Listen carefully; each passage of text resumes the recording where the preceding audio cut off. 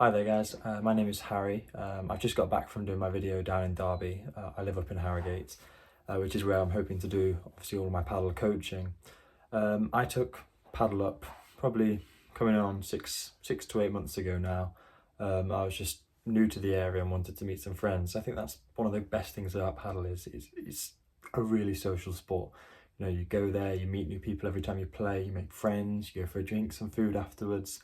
And it's got that really nice feel to it. It feels very Spanish. It feels very sort of, you know, getting in with people and meeting them and you know, playing with them and socialising with them afterwards. It feels really nice and special. And paddle really has taken over my life since, you know, I play every day almost. I'm getting into the coaching hopefully now, and I'm also setting up a bit of a paddle brand. So I'm setting up rackets and clothing and things. And part of my ambition with it is to make paddle more sort of accessible and affordable for people.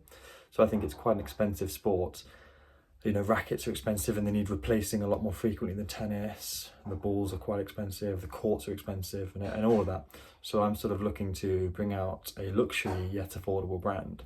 And I really want to get into the coaching so I can kind of try and sort of promote that to people directly rather than, you know, trying to advertise and then obviously the costs go up. So that's part of my reason for it. But also I just really love the sport. I'm passionate, and also I'm a primary teacher, so teaching and helping is part of my nature, and I'm really looking forward to that. I come from a family of teachers and tennis coaches, so I feel like it's going to be quite a natural transition for me. You know, since playing, I've picked up the tactics pretty quickly. I was a pretty strong tennis player, and obviously there is differences, but there's also similarities. One of the big differences is the net is so crucial in paddle. You know, if you're not at the net, you're probably going to be losing the point. You've really got to be sort of pushing your opponents back and trying to get forward yourself, and that's one of the key things. There's obviously a lot more technical, you know, bits of here, there, you know, with your partners, whether you go Australian, whether you're just, you know, switching or not, all these things, but, you know, that's probably a little bit more in depth than this video. But I think I'm very strong tactically, but also what makes me a strong individual is I'm very inspirational. Kids really look up to me. Adults tend to, you know, mix with me very well, and I make friends quite easily, and I think they're key skills to have as a coach. So I've just got back from doing my video. I really enjoyed it, but it was a bit tight for time, you know, an hour there. I was doing it with my younger brother, who's sort of picking the sport up. You know, some of the videos aren't the best quality, and to be honest with the volley one, we did think that it said hit 6 winning backhand volleys, so we spent a lot of time picking up the balls, but we did just about manage to get 15 in the time. But yeah, hopefully you enjoy the video.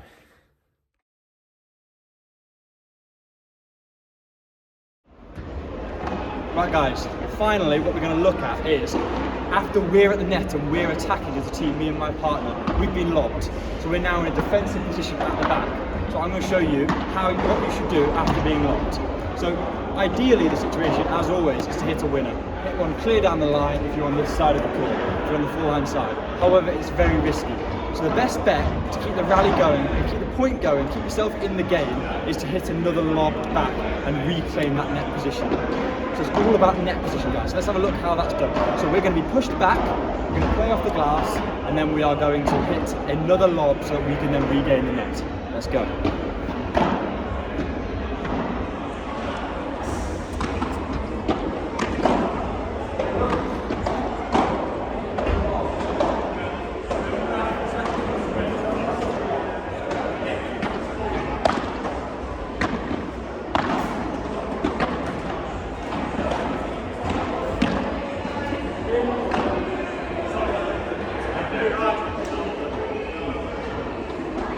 There we go, guys. That is how you reclaim the net after you've been lobbed. You just hit another lob, get yourself back towards the net, and get yourself attacking again. You don't want to be on the back foot paddle. You don't want to be in your own service, sort of behind your own service line. You want to be as close to the net as possible, playing in that really hot spot area. Well done.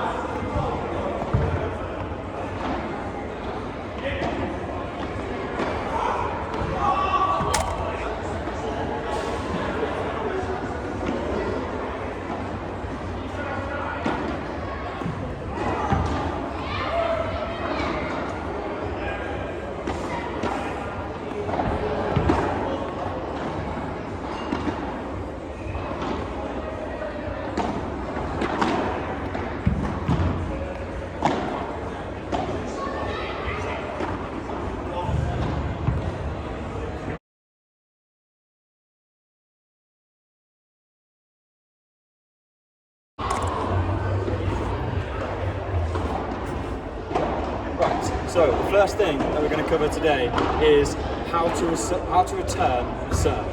Now obviously there's lots of variations of serves, and we're going to be looking at the most common, which is going to be an attacking first serve into the corner. So the trick to do is you don't want to go straight down the line all the time, because down the line you're most likely to come against an opposing player who's going to be at the net. So if you hit one down the line flat or without loft, they're going to be in a position that they can just attack the ball down on you or your partner. So your best bet is to go diagonally across, back towards the server with loft, looking at a lobbed shot.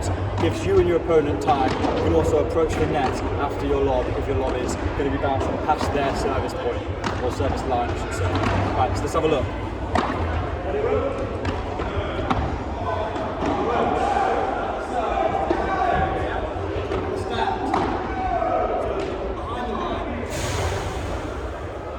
To mention also, standing behind the line in lines with this pane of glass and this pane of glass. It just gives you scope to go both ways depending on if they hit a line serve or if they hit one into the corner.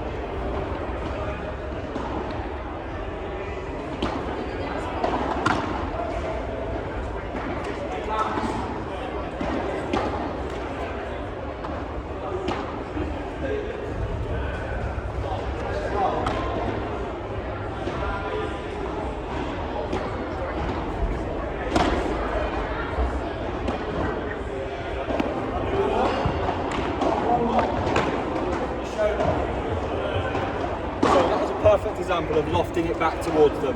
Now I'm going to show you an example. If you keep doing that, the line player that's playing in line with you may shift across to try and cover a weak lob. So you can play one directly down the line if you see a gap. Let's have a look if we can do that now.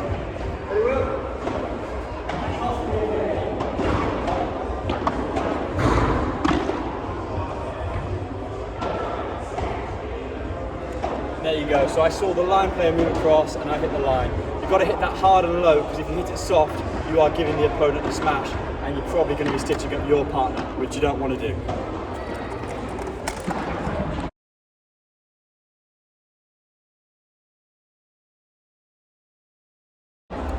Right guys, so next we're going to be looking at how to get out from a defensive position. So effectively what's happened is our opponent is at the net, and our team, me and my partner, we're behind the service line, we're struggling, we're defending. So what's the best bet to do?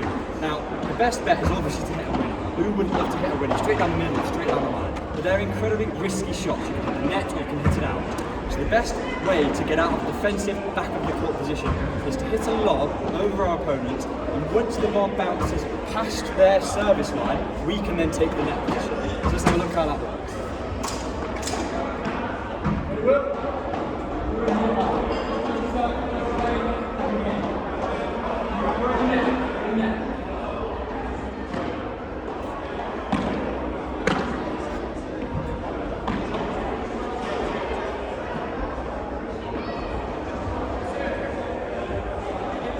So in all honesty, that wasn't the best lob, but it still was over his backhand, which makes it harder for him to return, and it was also deep enough that he wasn't able to smash it. Let's have another look, shall we?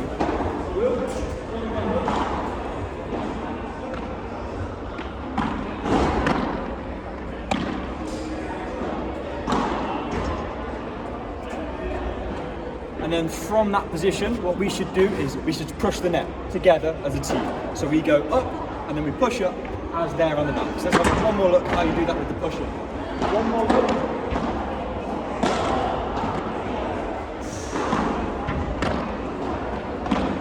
Up.